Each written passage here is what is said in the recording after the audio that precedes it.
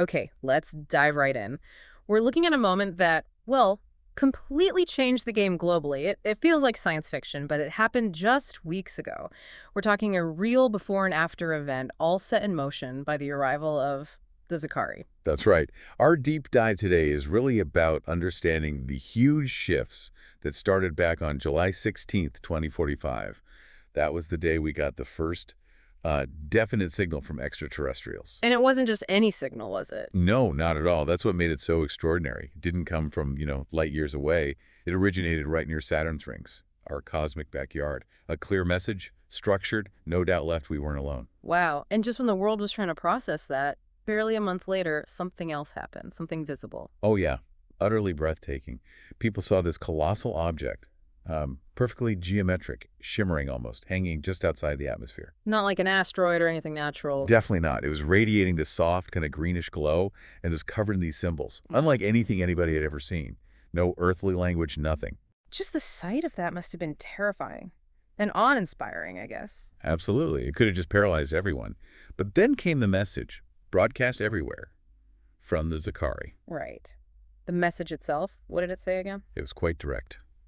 We are the Zhakari, travelers from a distant galaxy. We have observed your species for millennia, and we now offer you a choice, the path of isolation or the path of knowledge. Isolation or knowledge, that's stark. It gets more specific. In the coming weeks, you will each be presented with a gift, a technology that can reshape your world. Use it wisely, for we will be watching. Your decisions will determine your future. Okay, so a gift, but with a serious warning attached. And they didn't just drop these gifts anywhere, did they? No. The message included precise coordinates, 6 global capitals: Washington, D.C., Beijing, Moscow, Berlin, New Delhi, and Brasilia. Basically the centers of power for the world's biggest, most influential nations. This wasn't random. Not at all. A very calculated move. Right. And the delivery itself. Quite the spectacle. Alien ships descended near each capital. Not aggressively, just purposefully. And each one delivered what? A pod? Single metallic pod, yeah. Mhm. Inside, a transparent cylinder humming softly, like some kind of incredibly advanced battery. And they just lowered them. One landed right there on the White House lawn. Imagine seeing that. A glowing alien cylinder on the White House lawn. It's surreal. Completely. And then the analysis started coming in. Dr. Samuel Cruz in Washington. Hmm. His assessment sent shockwaves. What did he figure out? He said the tech could manipulate energy at the molecular level. Wow. Think about that. The potential applications. Clean energy, medicine, but also, well, weapons. Weapons unlike anything we have now. Exactly. The implications were just staggering. And hanging over it all was the Zhakari's message. We'll be watching. An unspoken ultimatum, really? So how did the other capitals react? They all got the same tech, the same message. Right. And they were all scrambling. In Beijing, the response was very pragmatic. Military leaders, engineers, all brought in immediately. The big question was, does this let China dominate? Or is it for healing the world? Lots of uncertainty. What about Moscow? For them, it looked like maybe a chance to regain global influence, especially with sanctions and unrest. But there's also deep suspicion. Are the Zhakari really helping, or just setting up an experiment to see how we use power? Maybe against each other. And Berlin. Germany's position in the EU must have complicated things. Hugely. Chancellor Fischer was immediately dealing with this huge challenge to diplomacy. Do we share this with the EU, or does Germany use it to reshape the world order? Big questions. India must have seen the potential for development. Oh, immense potential. Prime Minister Patel saw that right away, a chance to tackle poverty, hunger. But there was also serious caution. What if this power causes global chaos? Is humanity even ready for this? And Brasilia. Brazil's often called a silent giant. Exactly. This was maybe their chance to really step up.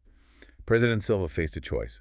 Use the tech to heal the planet, especially the Amazon, or use it to gain an edge in this suddenly very different world. Okay, let's get into the tech itself. You said manipulating energy and matter. What does that really mean? It means tapping into energy reserves we didn't even know existed. Limitless, maybe, and reshaping matter, atom by atom, molecule by molecule. Like cosmic Lego bricks, you can rebuild into anything. Anything? Pretty much. And it even hinted at manipulating space-time, shortening distances, maybe even. Right. Well, things our physicists barely theorize about. So the applications you mentioned, clean energy, that's huge. Global clean energy, faster than light travel, opening up space, quantum computing beyond our dreams, and cures for diseases. We eat all diseases. Imagine reprogramming faulty cells. It sounds like paradise. But there's always a catch, isn't there? There is. As Dr. Cruz warned, the same power can create weapons of unimaginable destruction, far beyond nukes. And that's where human nature comes in. Fear, greed. Exactly. Despite the utopian potential, the immediate reaction wasn't unity. It was this mix of fear and, yeah, national ambition. Do we share this? Or do we keep it as an advantage? So a power struggle started behind closed doors in each capital. A fierce one. And it led them down very different paths. The U.S. focused publicly on clean energy. Seemed noble, right? Yeah, sounds good. But it made Russia and China nervous. They worried about falling behind, so they started prioritizing military uses, maybe covertly at first, kicked off a whole new dangerous arms race. Even if the U.S. intended good, it backfired geopolitically. Pretty much. And were factions in the U.S. pushing for military uses too? Probably. Those internal debates must have been intense. What about China's approach? They saw the potential for dominance, sure, economic, military, but they were also cautious. They seemed aware of the risks, unintended consequences, maybe even triggering a global conflict, or maybe they were just playing the long game, trying to understand it fully first. And Russia, you mentioned suspicion. Yeah, an internal conflict. The military saw a chance to restore influence, pushed for weaponization. But many scientists argued for pure research, for shared advancement. President Ivankov was walking a tightrope. Germany and the EU, pressure. Immense pressure to share, but also a strong pull towards using it for national advantage, to lead a new Europe, maybe a new world order. Multilateralism versus national ambition. India aimed for idealistic goals, poverty eradication. Outwardly, yes. But even there, internal factions wanted to exploit it differently. And the question of sharing it with other developing nations was massive, politically charged. And Brazil's choice to focus on the environment, the Amazon. Fascinating, wasn't it? A bold move, prioritizing the planet. But it made them a target. How so? Other powers, maybe even corporations, saw resources in Brazil that this tech could unlock. So focusing on ecology created its own kind of geopolitical tension. It does make you wonder about their history of the Amazon playing a role. So you add it all up. What's the final verdict on the Zhakari's sovereign test? Well, the sources are pretty clear. It was a failure. Instead of uniting us, the technology amplified our divisions, our rivalries. It led to competition, a struggle for control. Not the outcome the Zhakari hoped for, presumably. Apparently not. Their final message as they left was blunt. You have shown us your true nature. Perhaps in time you will learn the power of cooperation. But that time is not now. Ouch. Devastating, really. And the world after they left. Forever changed. The old balance of power. Shattered. Some nations surged ahead technologically, others got bogged down in ethical debates or internal conflict. The dream of united world. Well, it seems further away now. It highlights a fundamental point, doesn't it? It really does. As one source put it, the greatest gift is not power, but wisdom in its use. We had this incredible chance to leap forward together. But we didn't take it? No. Our ingrained divisions, our national self-interest, it won out. We chose competition over cooperation, even with such a huge prize on the table. And now we live with that choice. And the Zhakari, they're still out there, watching, maybe hoping we'll figure it out eventually. So let's just recap the core of this deep dive.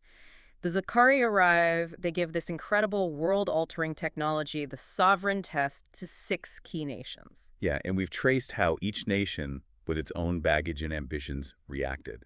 How fear, hope, strategy, it all mixed together, leading not to unity, but to, well, a more fractured world. Which leads to a really interesting question for everyone listening. Thinking about those 6 leaders, those 6 paths, if just one of them had made a different key decision, could it have changed everything? What single choice might have led to a different outcome for the Zhakari's test? It's complex, isn't it? National interest, ethics, the sheer power of the tech. It's a tough balance. And maybe think personally, too. If you suddenly had access to something like that powerful, Right. how would you react? What would guide your choices? Yeah, individually or even as a community, it's a profound thought experiment. Because really, this whole Zhakari story, even though it's, hypothetical future stuff, it reflects so much about us right now. We might not have alien tech landing on Milan, but we do have incredibly powerful tools. We do, and the challenges are the same. Using them wisely, finding ways to cooperate, understanding the responsibility that comes with power. It really forces you to think about the choices we're making today, doesn't it?